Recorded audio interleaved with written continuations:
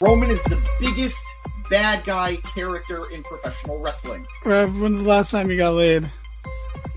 French Toast is the exchange student that you have like a 3-week affair with. Like, we can see that you don't have pants on. Can we tell the truth about Dusty sooner or later? Less people wanted that than are currently watching our stream.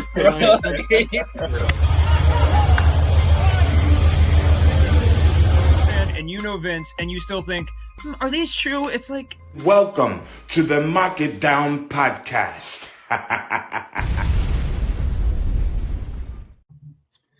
Hello, everybody, and welcome to another edition of the Mark It Down podcast. My name is Nick Cummings, and much like every other Valentine's Day, I am alone this evening. I am back here once again after a little bit of time off to review AEW Dynamite. Good show. I don't think it was as good as last week, so I was honestly a little upset I wasn't on last week because I really enjoyed last week's show. Some great stuff happened. But we had some interesting stuff happening here tonight as well. So let us jump right into it. We started off the evening with Jon Moxley facing off against Dax Harwood. This match came about after last week on Collision. Moxley and Claudio, after a tag team win, called basically everyone in the locker room out, saying step up and get stepped on. This led to FTR coming out, getting in their faces, and a pull-apart brawl ensued. Tony Khan then obviously made this match, and away we go. We had this match ending with Dax hitting Mox with a sheer drop brainbuster and climbing to the top of the ropes for a diving headbutt. However, Mox was able to roll out of the way and essentially catch Dax, getting him into a chokehold and eventually forcing Dax to tap out as Moxley continuously made that grip tighter and tighter and tighter. After the match, Moxley refused to release the hold, and this prompted Cash Wheeler to come out, and he started beating down Mox essentially in an effort to get him off of Harwood. Claudio then came out, dragged Cash off of Mox, hit Cash with a neutralizer, and, well, neutralized him. Mox then went back in on the attack with Dax, choking him out up against the ropes until Dax was completely out. And then Mox decided that that was enough, and the two men went to the back.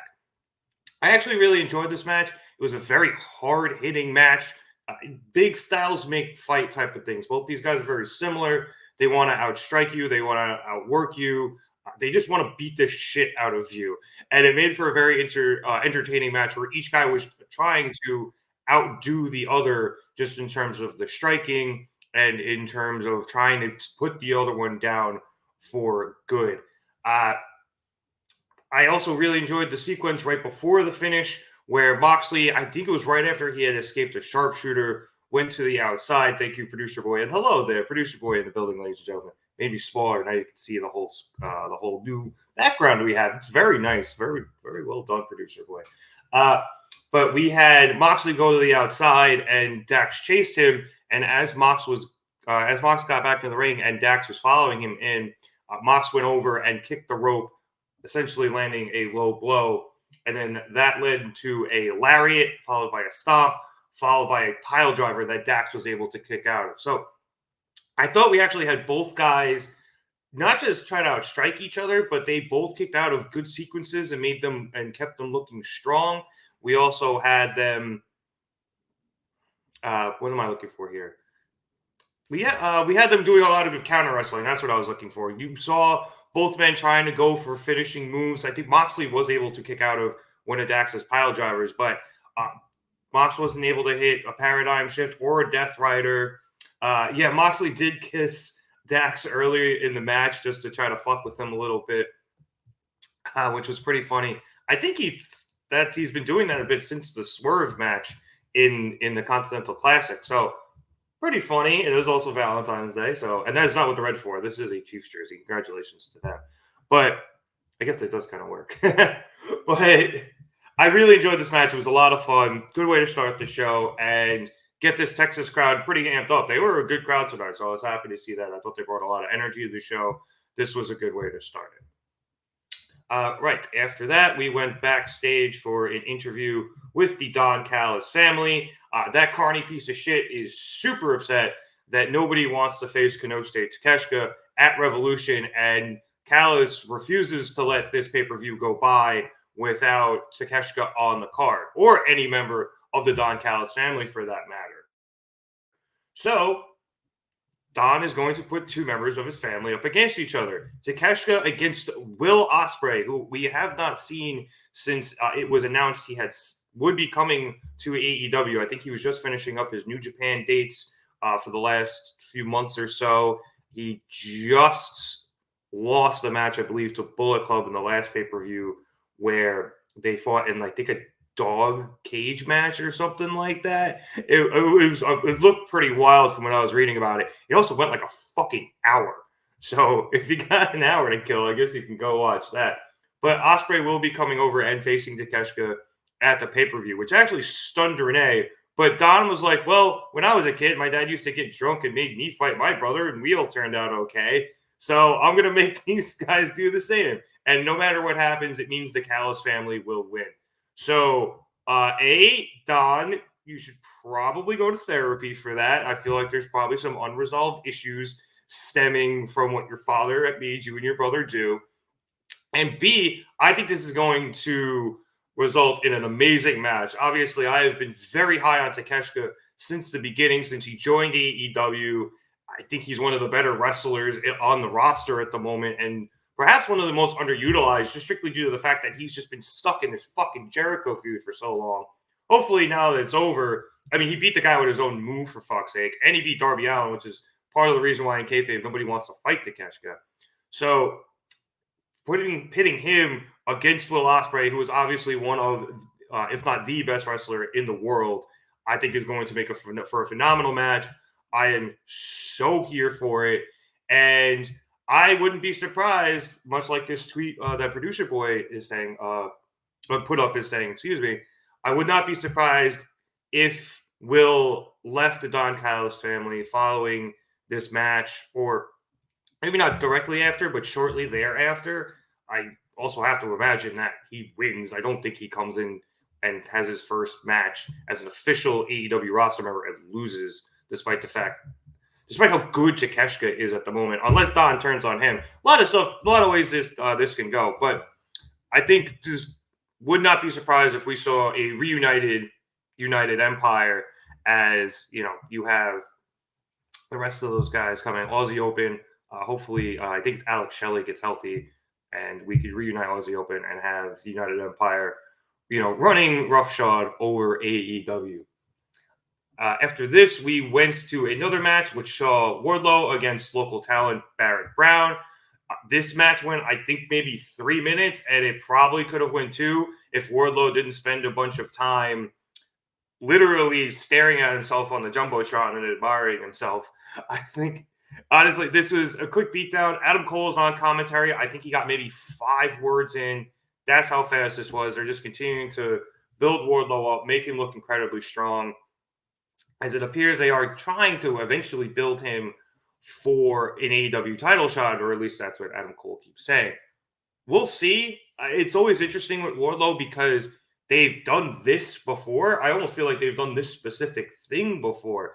And he reaches a point, whether it's beating MJF, winning the TNT Championship, winning the TNT Championship again, whatever it is, they seem to get to the point and then they don't really know what to do with him next.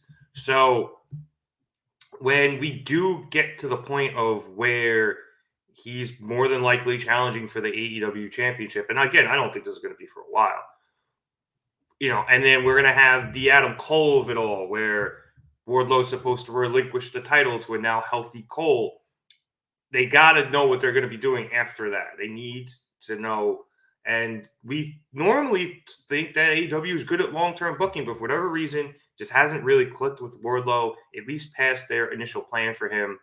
And they hopefully will have something figured out for him in the longer term so that he doesn't falter once this whole Undisputed Kingdom run ends for him. We then had another match, which was Adam Copeland against Daniel Garcia. As we see Wardlow just at himself in the Jumbotron for the visual audience, for the audio audience. That's what he was doing. But as I was saying, we had Adam Copeland versus Daniel Garcia next. This match was to determine the number one contender for the TNT Championship. I actually really liked this match. It was one of the, first of all, visually bizarre things where you don't realize how big Copeland is until he stands to a guy like Garcia, who isn't, I don't want to say, obviously he's not a small dude, but he's not the biggest dude compared to some other guys, but he just made Copeland look huge in this match as compared to when Copeland is standing around, say, WWE wrestlers who are also always so big. But I really enjoyed this. I thought Copeland made Garcia look like $1 million, and vice versa. I thought they played off each other very well. A lot of counter wrestling. Ooh, excuse me. It's hard carrying a show by yourself, man. I don't know how friggin' James does this on the Gym Pack Zone every week. But I digress. As we get into the comments, speaking of James calling me a hottie, thank you. Happy Valentine's Day to you too. But back to the match, we had Garcia consistently attacking Adam Copeland's left leg. We saw a lot of Dragon Screw leg whips, and he was attempting, obviously, to set up for the Dragon's Hammer.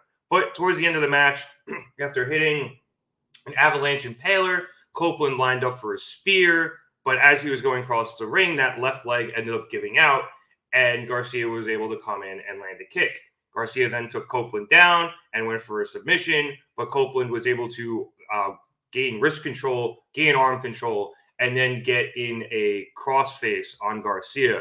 It looked like Garcia might tap. He was in a rough spot, but he was near the ropes. It could have gone either way, but we'll never find out because as the hold was in, both men were attacked by Nick Wayne and Killswitch, which resulted in a no contest as they beat down both men. Garcia was the first target of this beatdown, and he was taken out pretty quickly, as was Daddy Magic, who was on commentary, and he attempted to come in to defend Garcia from a recently arrived Christian who had come down with a chair and attempted to hit un concierto on Garcia. Daddy Magic was taken down from behind while staring down Christian with a chair of his own by Killswitch, so he was out of the equation.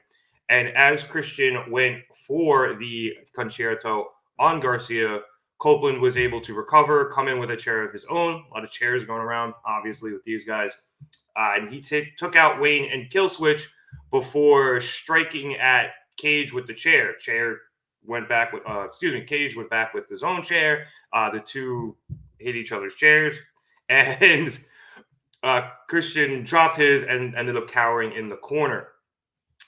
Copeland was standing over him, and it looked like he had Cage dead to rights. However, Mama Wayne came in from behind and hit Copeland with the low blow. Nick Wayne then recovered, hit a Wayne's World onto Copeland, set him up for the concerto, and as Producer Boy has showed a couple of times through various tweets, Christian then hit the concerto and left laughing up the ramp and holding and kissing his belt as we saw Garcia get into the ring and try to see and check on how Copeland was doing. Like I said, I did really enjoy this match. It was good. These guys, again, had very good chemistry. And I guess now it remains to be seen what results after the aftermath of this match. Christian clearly doesn't want either of these men to become the number one contender for his TNT championship. And attacking both of them does kind of take them out of play. But it almost feels like we're kind of going to end up in the same position as we are in with the AEW World Championship, which we'll get to in a few minutes. You're going to have two guys who are gunning for the number one contendership not finish their match or not have a result in their match, and then put both of them in the title picture does seem a little similar. And look, I'm here for the three-way if you want to have it.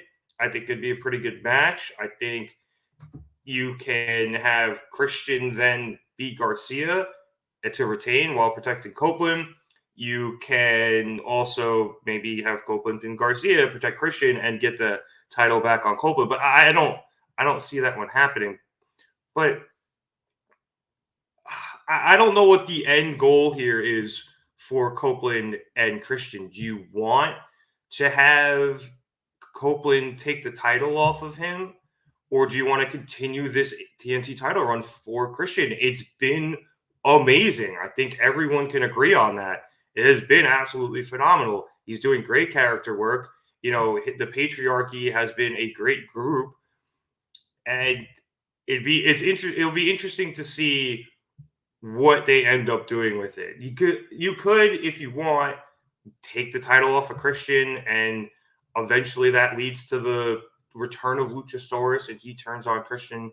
But I don't feel like this has been going long enough to do that just yet. I know we've been teasing the return of Luchasaurus for a while, and people are clamoring for this triple threat at Revolution, as we see on the tweet Producer Boy put up. And again, I'm cool with the match. I'm just curious to see the long-term play here for Christian, the Patriarchy, and the TNT Champions itself. I do think it has to be. I don't know. Like, it seems like it should be Copeland to take the TNT title off of Christian, but at the same time, I'm totally cool with a returning Luchasaurus taking it off of him. So there is that. Some people are guessing that maybe Adam Copeland is being written off so he can go film for Percy Jackson. This Twitter account, unfortunately, doesn't like his run in AEW.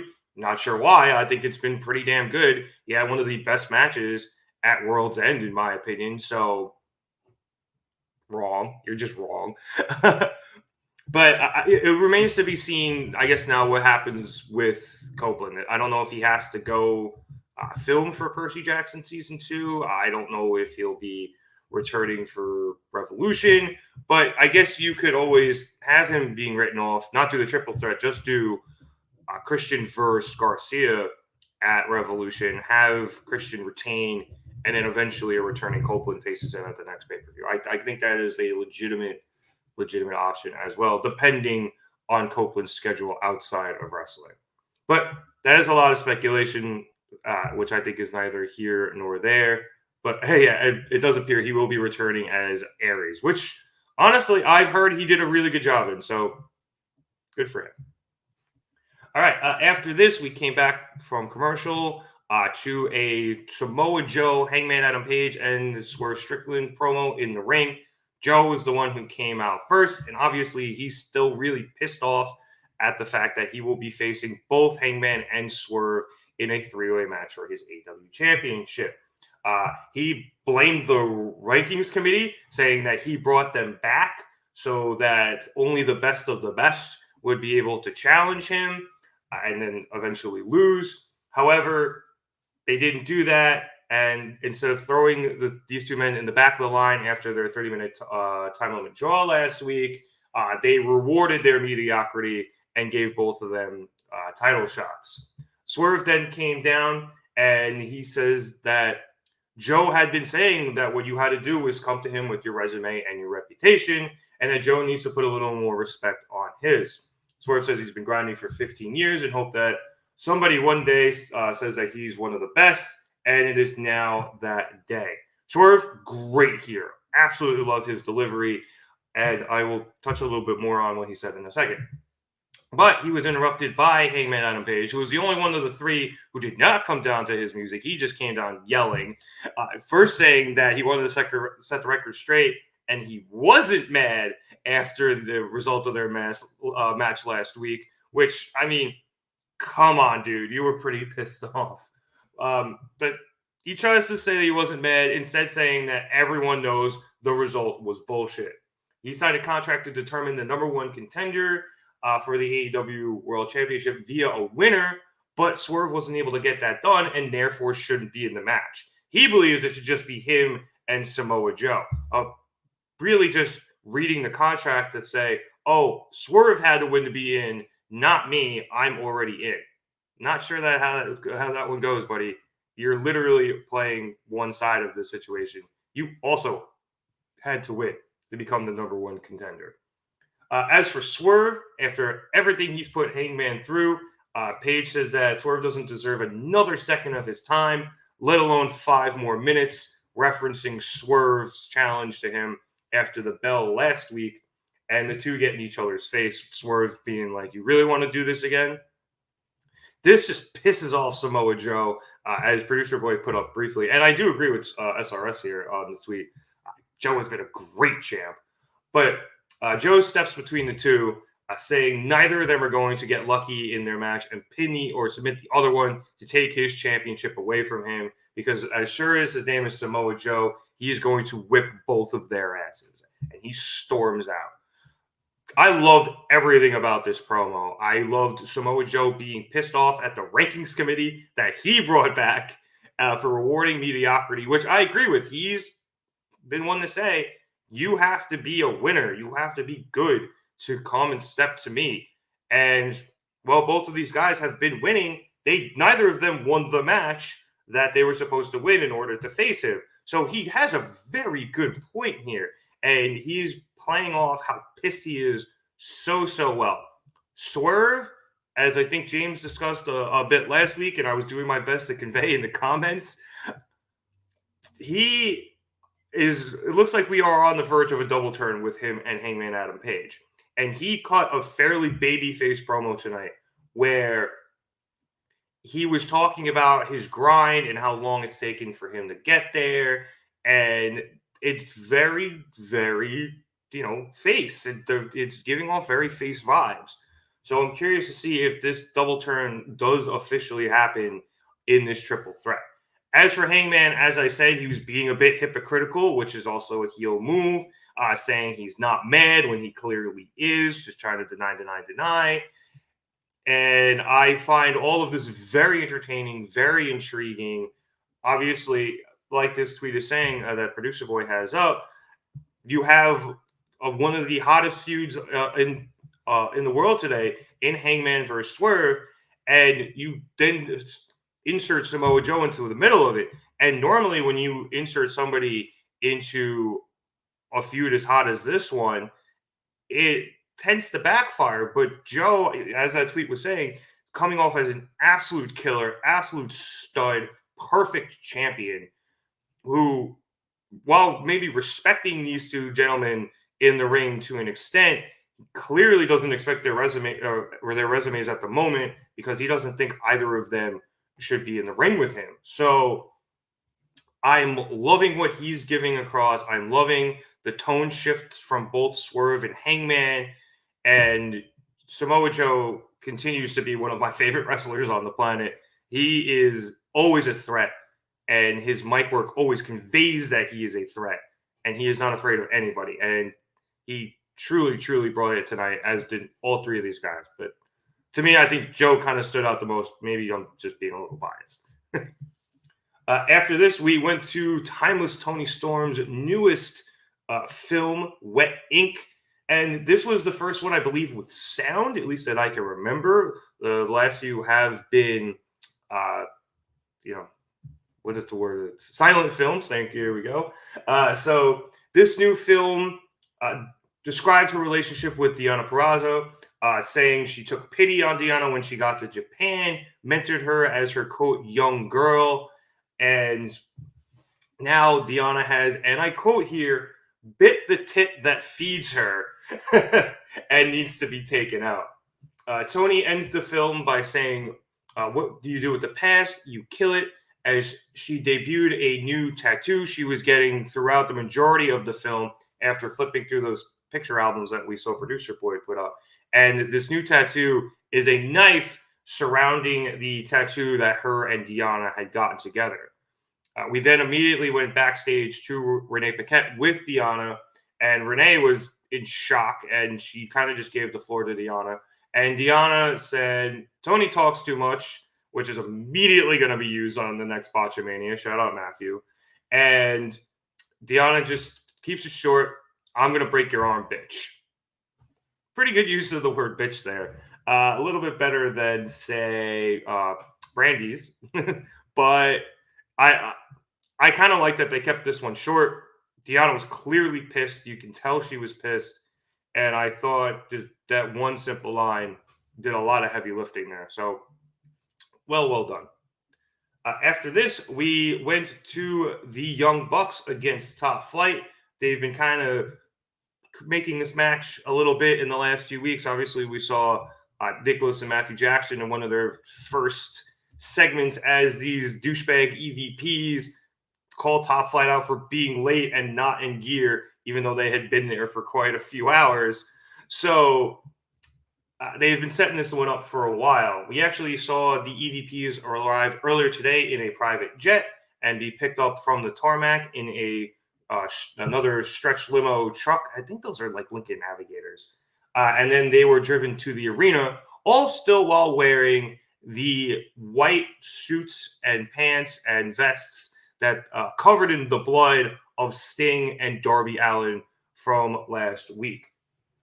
Well, we'll jump to the end of this match here, where we saw Dante being taken out on the outside, and then Darius is caught in the Young Bucks corner, where he attempts to do a monkey flip to Matthew Jackson, but Nicholas was able to prevent that by holding Matthew in the corner, and Darius just fell flat onto his back. Matthew then went for a pinfall and attempted to use get his feet on the ropes for leverage. However, the referee Rick Knox, who, being the elite kayfabe, is actually paid off by the Bucks. Rick Knox saw it, and Nicholas then got into an argument with Knox, distracting him. This allowed Matthew to essentially hit a pop-up dick kick. Darius came running at him, and he popped him up like he was going for a pop-up powerbomb, and then just absolutely punted him straight in the huevos. Matthew then went over. I believe he tagged Nick in, but either way, both brothers got into the ring, hit the EVP trigger, and 1, 2, 3, the Bucks are winners. After the match, as we saw in that video Producer Boy had put up, we had Tony Schiavone get into the ring to interview the Bucks, who declared themselves the new #1 contenders for the Tag Team Championships, even having their own graphic put up onto the Jumbotron. Schiavone then tries to ask them about their, quote, despicable acts last week, and this starts to set the Bucks off, with Matthew saying disparaging the EVPs every week on commentary sounds like a breach of contract, and Nicholas fining him $1,000.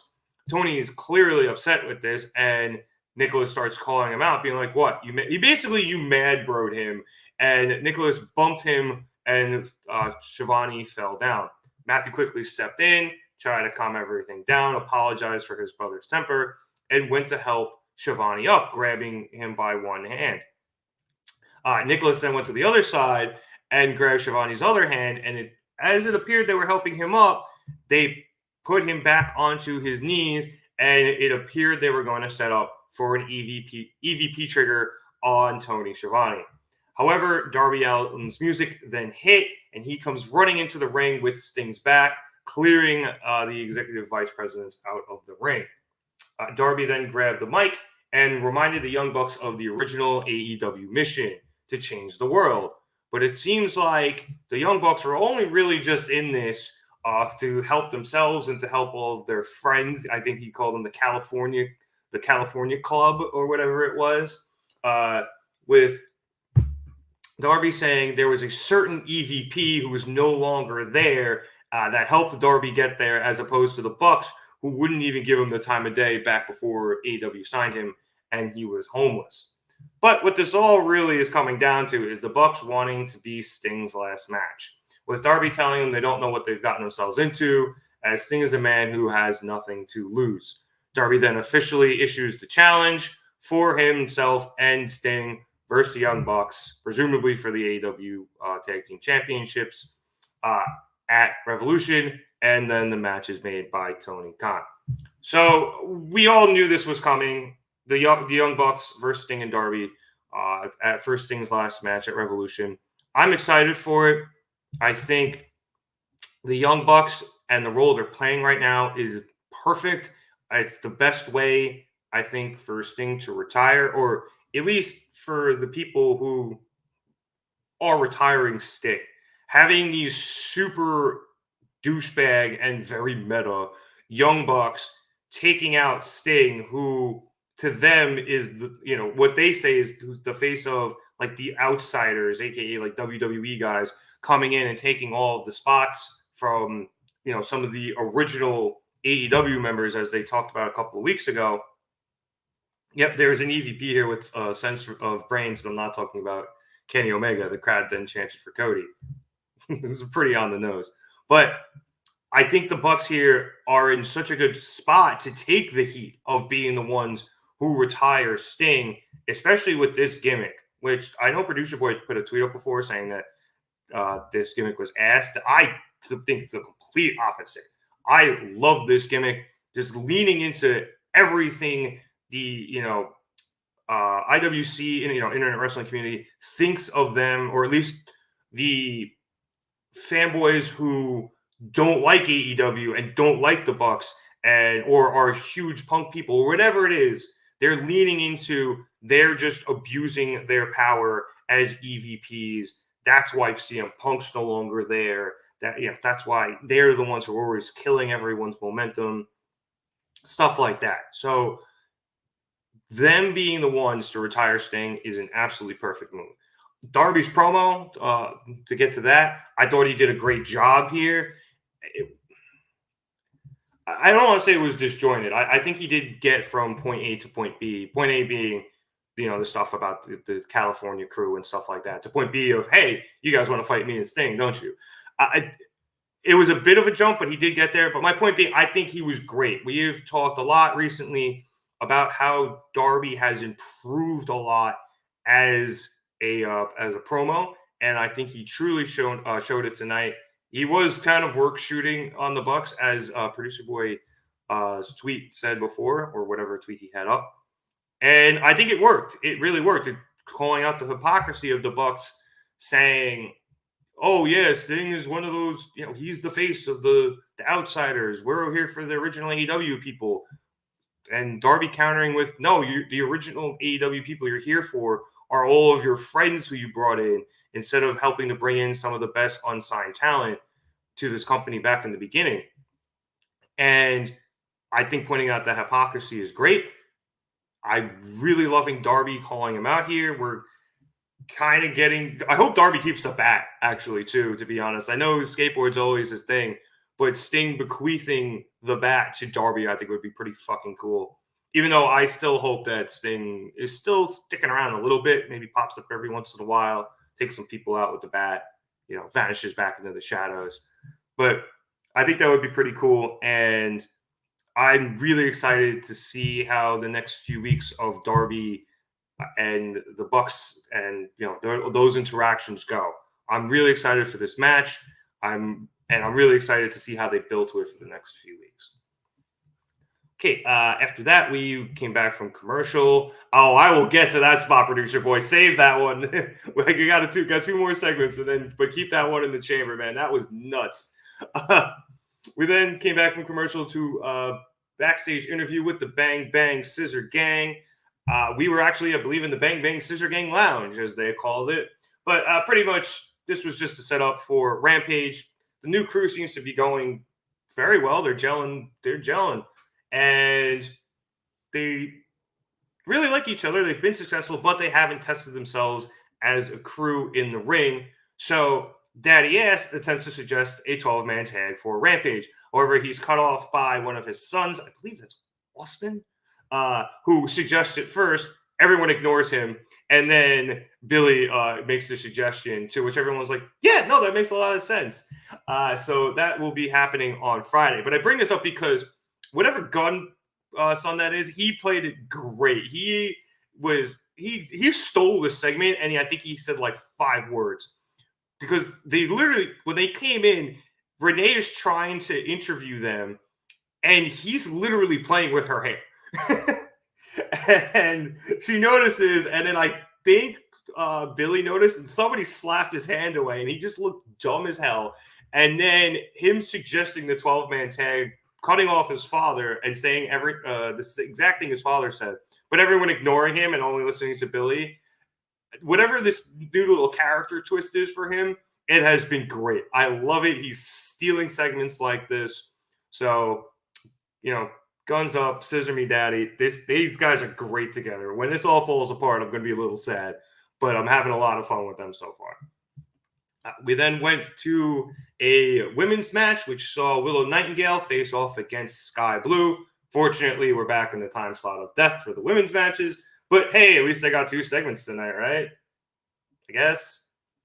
Anyway, Willow came out with Stokely Hathaway, obviously, as he's been managing her lately, and he was on commentary throughout the match. I will jump to the end here as Skye Blue hit a power bomb off of the top rope, and then she set up for and hit a code blue. However, after the power bomb, Stokely realized that shit wasn't going right for his client, and after fumbling with the headset for a couple of seconds, was able to leave the announce desk and jump up on the apron to distract referee Aubrey Edwards. This caused her to miss Skye Blue pinning Willow for at least a 3 count. It was almost 6 or 7. And by the time Aubrey realized what had happened and went into her count, Willow was able to reverse the pinfall and get a roll-up on Skye. Skye was able to kick out. Both women got back to their feet. And then Willow hit a kick to the midsection before powering up Skye for a gut-wrench powerbomb and getting the win with that. I like this match. It was good. Skye Blue's new character is great. I liked her being counseled by Julia Hart before she came down to the ring. Willow, I will always love. I've kind of compared her to like NXT Bayley in a sense, and I do mean that just in the sense that she is one of the happiest wrestling characters I've ever seen. She brings such a good energy, and I think that always helps bring the crowd in, especially a good one like this tonight. They were engaged in this match because of Willow. She hits that pounce, which is great. It's not Keith Lee good, but it's getting there.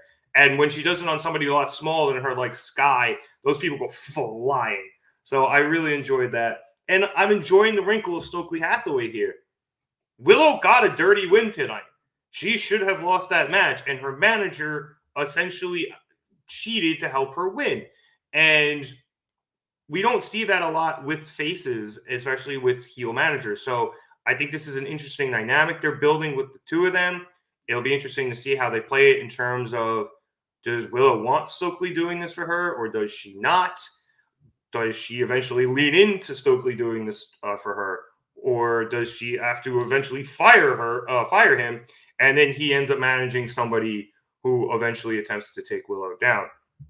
I always like storylines like this. I think they're always very intriguing, and for a first-time matchup, this was very good. You know, these two women have tagged together, as they mentioned on commentary in the past. But obviously, this is a whole new Skye Blue, as we continue to see from Producer Boy here. Just going through Twitter, looking at all the thirst tweets about Skye and how much she's improved. She really, really has.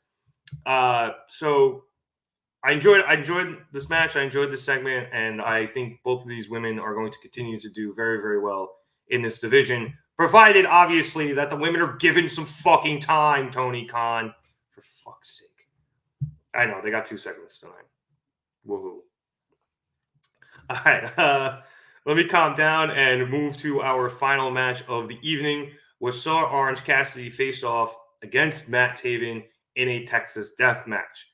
Now, first of all, I understand Orange Cassidy is pretty much willing to take any challenger on at the moment, but I feel like putting this man in a Texas death match just a few weeks before he's got to defend his title at Revolution, kind of a dick move there, Tony Khan.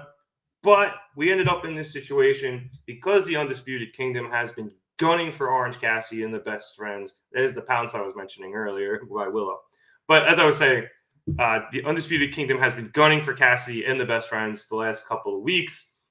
We saw them take out an injured Chuck Taylor last Wednesday. They got to Rocky Romero on Rampage on Friday. And then they jumped Cassidy himself after his title defense against Tomohiro Ishii on Saturday on Collision. So I do believe the Kingdom hit a spike pile driver onto Cassidy after the bout. So clearly something needed to be done. This match was good. It got bloody. It got violent. We had Orange Cassidy go through a table twice near the top of the ramp, because the first time the table didn't break all the way, so Taven just propped it up against the ramp and then suplexed Cassidy through it a second time. We then had Taven set up another table, and Producer Boy, this is where you're going to have to bring that tweet up again of Taven just absolutely committing suicide. Taven attempted to put Cassidy through this table, which was propped up against the announce desk, a couple of times. However, Cassidy was able to stop himself short for the first 2 times. So the third time, Taven decides he's going to go full-blown, like, Undertaker dive out of the ring, and Cassidy completely dodges it. Taven goes head first through this table, like, into the announce desk, completely knocks commentary off kilter and off air. It was wild. I cannot believe he did that. A true holy shit moment. Definitely deserved the chant. It's a good possibility if Kyle O'Reilly returns to save Orange Cassidy. Maybe. I kind of think that there's a better chance he would return to join up with the Undisputed Kingdom because of Cole, but I don't know if you want to bloat that roster or that faction just yet. There's enough guys in there, and I feel like we've barely done enough with them to begin with, and one of them can't even do anything because he's hurt, so maybe we save it. Anyway, as Taven was recovering from, literally lawn darting into a table, we then see Orange Cassidy find this Valentine from Chuck E. T underneath the ring, and it was a heart box full of thumbtacks. We had both Orange Cassidy and Taven go through the tacks as I think Taven, maybe powerbombed Cassidy onto them, and then he went up top for a splash, but Cassidy rolled out of the way. And Taven, who was just diving into fucking everything tonight, just went chest first into the tacks. And then we had Orange recover, and he DDT'd Taven into them again. So while Taven was attempting to recover from that, Orange went to the outside to go grab a chain, but this allowed Mike Bennett, who I always want to call Mike Kanellis still, but it allowed Mike Bennett to sneak in from behind with a chair, and he took out Orange Cassidy. Trent then came out with a lead pipe to, there's the DDT on the tax. This guy spelled tax wrong, although it is tax season, people. Get your shit together. Trent came out to even odds with a steel pipe, and he took out Bennett by hitting the pipe into the chair Bennett was holding, and then the chair went into Bennett's head. But Trent was quickly taken out by Taven as Taven just winged a fucking chair at his head, and then I think he brainbustered Trent through a chair. However, all of this distraction allowed Orange Cassidy to recover. He was able to hit an orange punch onto Taven, who was bleeding profusely as well from that table spot. And so like I said, he hit the orange punch. He then hit a beach break onto the tacks and a chair, and Taven was able to get back up, basically gave Cassidy the bring it on. And there is that is a suicide dive and a half straight into this table. Just an unbelievable, I don't want to call it reckless. It looks reckless, but it was probably a pretty safe spot as far as table spots go.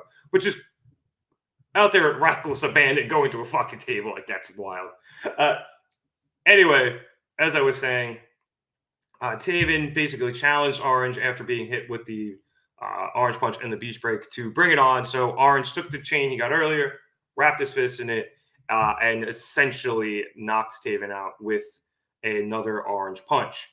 However, as referee Bryce Remsburg was making his 10 count, because the only way to win this match, obviously, is by knockout or submission, we had Roderick Strong sneak in, come down, and he attempted to hit Orange with a flying knee. However, Trent had gotten up. He pushed Orange out of the way, and a bloody Trent took the bullet for Orange Cassidy, which allowed him to stay standing, and referee Bryce Remsburg got to the 10 count and counted out Taven and giving Orange Cassidy the win. So I don't know why this match happened other than the fact that they were in Texas. And not the match itself. I get, obviously, as I said at the top of this, Undisputed Kingdom has been gunning for the best friends, but it being a Texas death match, I think the only reason was because they were in Texas. I don't care why it was Texas death match. This match rocked. I loved it. We got that crazy, crazy, crazy table spot. I think everything that happened with Bennett and Trent was perfect, especially Trent taking that bullet for Orange Cassidy. I really, really loved that. And Trent is so going to turn on Orange Cassidy. It is 100% going to happen. And I kind of almost feel like the number one reason is because Orange has basically fought everyone else for the title except Trent. Trent has not gotten a shot at that title. Orange has faced even, fellow best friend member Rocky Romero, but he has not faced Trent. And we know Trent wants a title really, really bad. He basically betrayed Danhausen for one at World's End. So I think the fact that we had Trent take this bullet for Orange, and Orange still is not, he's almost like not even seeing Trent. I think eventually that Trent's frustrations are going to build up and he will betray Orange Cassidy in the near future, which is going to be so sad. But as we all know, Trent is indeed a dick in real life. So we'll get there. I don't know if that's going to happen at Revolution, maybe shortly thereafter, whatever it is. It's really going to hurt. But like I said, for this match, this was great.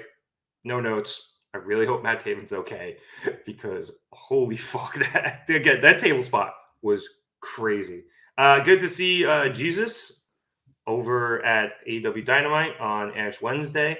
I hope everyone got their ashes. If you are Catholic and you have to be there. Also, I hope you didn't eat meat today. Don't forget. And don't forget to do that on Friday because it's Lent now. Awesome. And no, I have no idea what I'm giving up. Just be a good person. Anyway, not to go on a further tangent on that. That was Dynamite. I said at the top of our show here tonight, I thought this was a very good episode. Maybe not as good as last week's. I think we had some really important shit go down last week. The opening of the show was obviously, the Swerve Hangman match, and the ending of that show was Sting and Darby winning the tag titles and then being attacked by the Young Bucks. So pretty tough to top that. But I think we've propelled a lot of stories forward as we head towards the pay-per-view. We've obviously now set up, the aforementioned tag match with Darby Allin, Sting, and the Bucks for Sting's last match at Revolution. We've gotten further along in the AEW World Championship scene as, oh boy. All right. Oh man, Rampage spoilers. For those of you who are listening on Spotify or Apple Podcasts, Jeff Hardy and Sammy Guevara had a Rampage match, and Sammy went for, I believe it was a shooting star press as we watched the replay here. SSP. Jeff went to get the knees up. Sammy kind of rotated a little sideways, and Sammy's knees came down right on Jeff's fucking head. So hopefully Jeff is okay. The tweet said he was knocked out, but obviously we haven't gotten any official word on that. But we will try to keep you updated over on our social media platforms. So if you need any more news from that. But as I was saying, I think we got a good promo here as we continue to set up for the AEW World Championship picture. I'm really enjoying all of those dynamics. I'm really enjoying Toni Storm doing whatever that was with her tongue. Ayo. But yeah, we got some good matches tonight. I liked pretty much every match we had, and I know I usually tend to do that, but opening match was very strong, hard-hitting. Like I said, good styles make fights match. Adam Copeland versus Daniel Garcia was a lot better than I was expecting, to be perfectly honest with you. These guys had very good chemistry together, and I would like to see that again, preferably with a finish. And then obviously that main event was something else. So very, very enjoyable episode of Dynamite. And as we get closer and closer to Revolution, hopefully we were able to keep up this level of quality, keep progressing stories, and we finish strong as we head towards the pay-per-view. And with that, that's everything. So I would like to thank everybody so much for watching me here at the Market Down Podcast. I would appreciate it if you guys would like and subscribe. Obviously, liking lets us know how we're doing, and subscribing also does that, but it also gives you an opportunity to catch all of our other shows as well. We will be back here, obviously, next week for Dynamite. James has his Gym-Packed Zone for those of you who are TNA Impact fans on Thursday. Obviously, a lot of turmoil there with the Scott D'Amore stuff, and I know James will just be discussing that more on the Gym-Packed Zone as more and more details come out about that. Honestly, that shocked me, and I'm sure it shocked the rest of the wrestling world. So if you want very good insight on that, be sure to check out the Gin Impact Zone with James Santi on Thursdays. We're trying to get more into covering SmackDowns on Fridays, maybe even try to get Collisions on Saturday, although it's the NBA All-Star game this weekend, so I think Collision's a little up in the air. But with WrestleMania season coming up, we're doing more WWE stuff. So we're trying to do some more SmackDown as, The Rock and Cody and Roman and Seth stuff is really starting to boil over. Obviously, we have Danny's Raw fast forwards on Monday, where Danny just fast forwards through Raw and then does his review. But Danny does give some good, if dry-witted insight on what's going on Monday Night Raw after Raw every Monday. So there's all those shows, and you should subscribe, so check them out. If you would like to follow us on social media, we have Twitter, Instagram, Facebook, and TikTok. If you're on YouTube, they're all in the description below. I can tell you our Twitter is @marketdown_pod. Our Instagram is @marketdownpod. And if you would like to find us over on YouTube, youtube.com/marketdown3665. We would appreciate it if you guys went and followed us on any of those platforms. Come chop it up with us. We love engaging with you guys, especially on Twitter. We're doing some more stuff over there, trying to facilitate some conversation. And then over on Instagram, Danny's always killing it with memes. So be sure to check that out as well. So once again, I would like to thank everybody so much for watching us here at the Market Down Podcast. My name is Nick Cummings. For producer boy Eric DeSanti in the back, I would like to thank everybody again. Have a good night and happy Valentine's Day. Hopefully you're not as lonely as I was. Kill it, kid.